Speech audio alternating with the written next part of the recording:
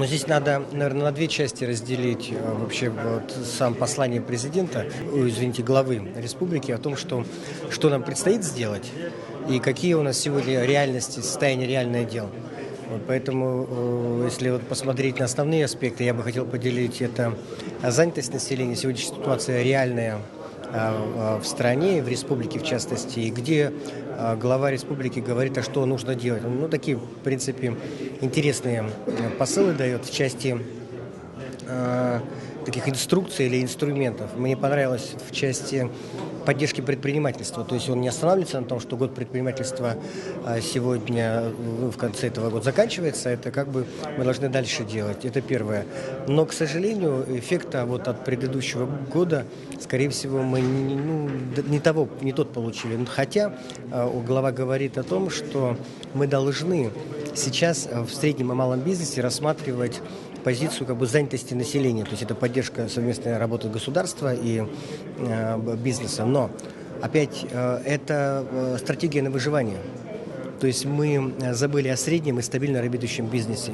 То есть надо выше, то есть это рабочие места. Мы говорим о промышленности, мы говорим о легкой, о средней промышленности, об IT-технологиях глава говорит. Поэтому, мне кажется, надо идти дальше.